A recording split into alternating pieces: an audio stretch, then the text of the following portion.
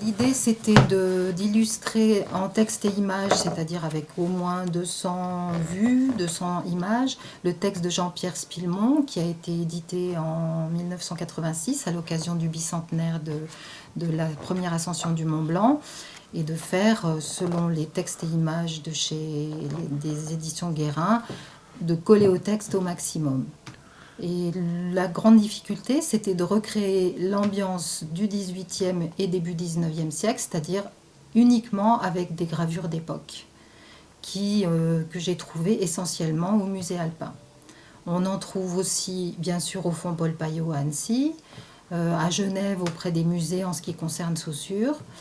Mais ça a été l'occasion de créer une synergie avec le musée alpin et de redécouvrir les trésors qu'il abrite. Toute la matinée, un léger vent du nord-ouest avait soufflé sur la vallée, tiède, presque chaud. La cime des Aiguilles était cernée de nuages bas. Un peu avant midi, cependant, le sommet du Maudit émergea de cette brume épaisse, puis lentement celui du Mont Blanc. Rassuré, le docteur regagna sa maison du prieuré. Le temps allait tourner au beau. L'étrange fièvre qu'il habitait depuis tant d'années s'apaisait peu à peu, maintenant qu'il se sentait proche du but. L'excitation des derniers jours avait laissé place à un grand calme en lui.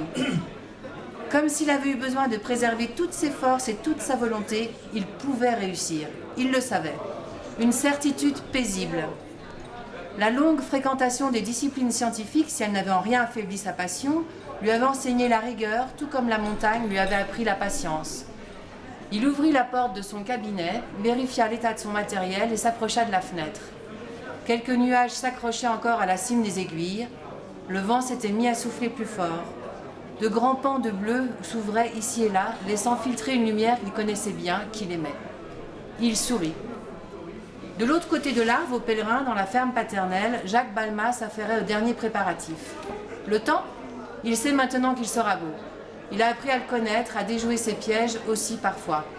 Dans 1 heure, il partira rejoindre le docteur au hameau du Mont, au pied de la montagne de la Côte, là où ils se sont donné rendez-vous, un peu au-dessus de la maison de Louis Terrasse. Donc le livre, quand on le feuillette, il ne faut pas chercher à trouver vraiment une chronologie dans les gravures.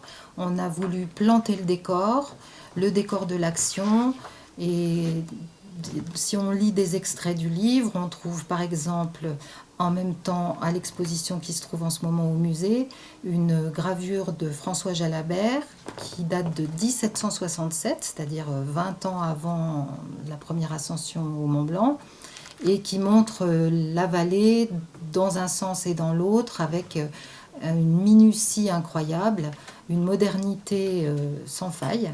Et donc ce décor est créé dans le livre à partir de plusieurs estampes de différents auteurs du XVIIIe siècle. Michel Gabriel Paccard voit son guide monter sur le sentier du Mont. Il a cette allure sauvage, presque farouche des chasseurs de chamois que M. de Saussure a décrit dans ses livres. Cette allure qui fait croire à quelques paysans superstitieux qu'ils sont sorciers.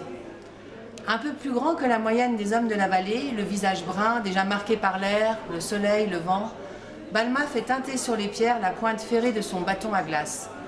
À la manière dont il s'avance, on sent qu'il émane de lui une extraordinaire robustesse et aussi cette noblesse dans les gestes que confère la lutte quotidienne avec un environnement difficile. Une nature souvent terriblement hostile. Le docteur se dit que c'est une grande chance d'avoir à ses côtés un tel compagnon pour l'entreprise qu'ils vont tenter. L'autre est coiffé d'un large chapeau de feutre noir à large bord que l'on rabat un peu sur les yeux lorsque la neige éblouit trop. Par-dessus son gilet de toile rouge, il a glissé dans sa ceinture la piolette à glace. Veste brune, culotte de gros drap de laine grise, de hautes guêtres de peau serrées aux genoux et montant un peu sur la cuisse.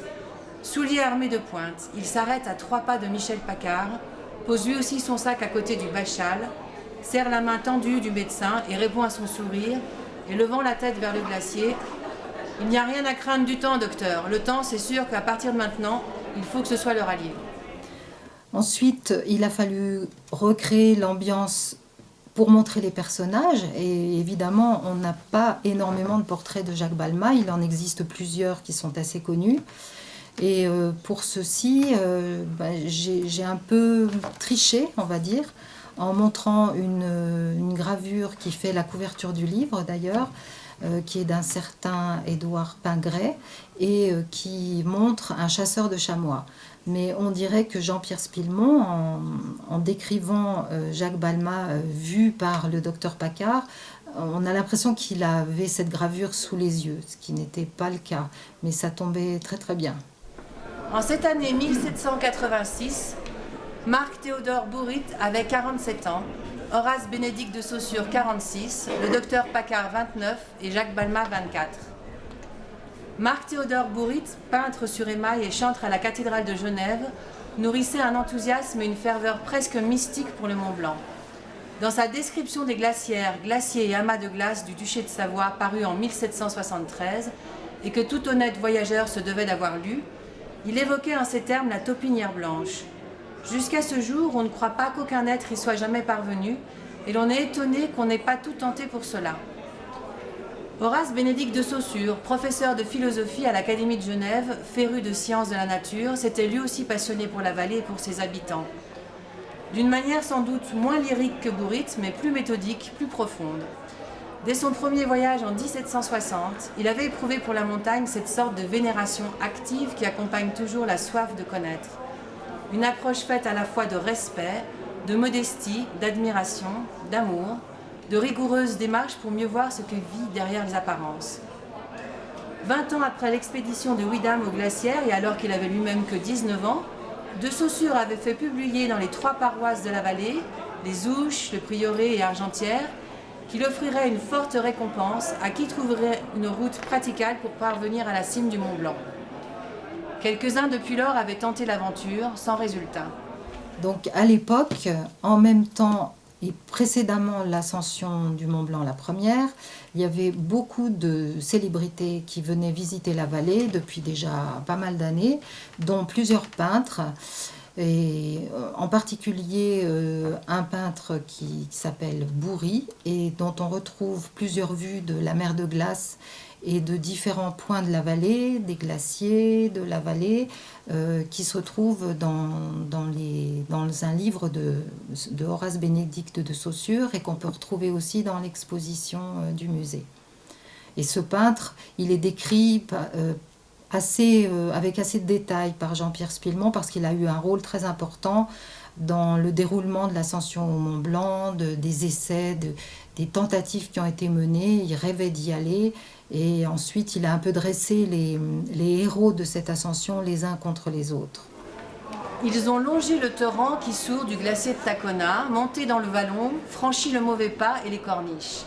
Il était presque 21h lorsqu'ils arrivèrent à l'endroit où ils ont prévu de dormir. Les jours sont déjà moins longs au mois d'août. Il fait pratiquement nuit. Une nuit qui s'annonce étoilée et claire. Très claire à cause de la pleine lune.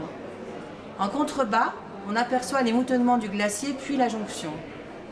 Chaque année, l'avance du glacier oblige à trouver un chemin nouveau entre les crevasses, à repérer des ponts de neige solides. Jacques Balmat connaît les passages et les a déjà repérés en juin. Il a posé à terre son sac et tiré quelques beignets qu'il mâche en silence. Il regarde son guide. Allongé sur le dos, la tête reposant sur son sac, Balmat observe les étoiles comme s'il les voyait pour la première fois, un peu comme il contemple les pierres, émerveillé, lorsqu'il a découvert un four. Il pressent une fois de plus cette force des éléments qui s'accordent si bien avec sa propre force, avec son désir, avec le regard qu'il porte depuis qu'il est enfant sur cette neige et sur ces rochers, sur ce ciel et ses pâturages, sur cette vallée dont il aime à la fois le mystère et la complicité. Les deux hommes s'enroulent l'un et l'autre dans leur couverture. Le sommeil ne vient pas tout de suite, il y a cette appréhension, cette attente, comme une préparation à la longue lutte qu'ils mèneront demain et dont ils sentent bien l'un et l'autre qu'elle sera décisive, définitive. Ce soir, Michel Paccard évoque pour lui-même ses dernières tentatives, ses derniers échecs, peut-être pour s'en libérer avant l'affrontement.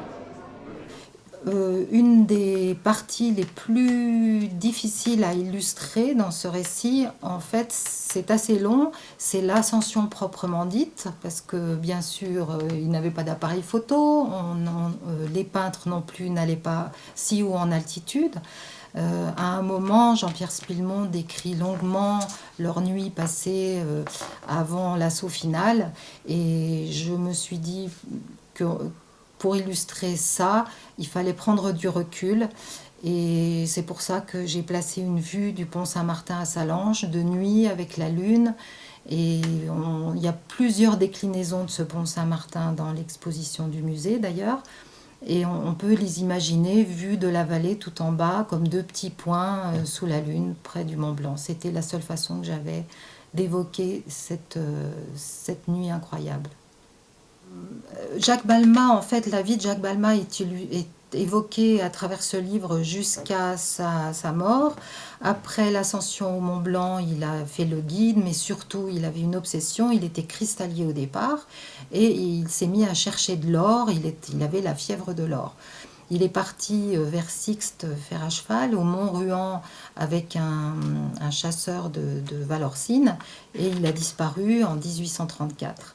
Et Jean-Pierre Spillemont évoque le fait qu'on n'a jamais retrouvé son corps, et que ses descendants, plusieurs années après, 27 ans je crois après, sont retournés sur les lieux pour essayer de comprendre comment il avait disparu, s'il y avait eu des témoins. Et donc il raconte cette rencontre avec les gens de Sixte qui en fait l'avaient vu tomber. Et on a trouvé une estampe, toujours au musée alpin, qui représente le Mont Ruan ou le cirque de Sixte fer à cheval. Et c'est pour ça qu'on arrive à suivre comme ça, sur en fait presque 70 ans, la vie de Jacques Balmat en entier. Et en images. Et en images.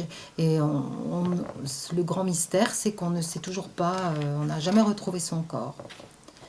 En annexe du livre, on trouve aussi un inédit de la main de Jacques Balmat, retrouvé dans les fins fonds du musée alpin. Et donc ça fait des petits suppléments intéressants pour le lecteur.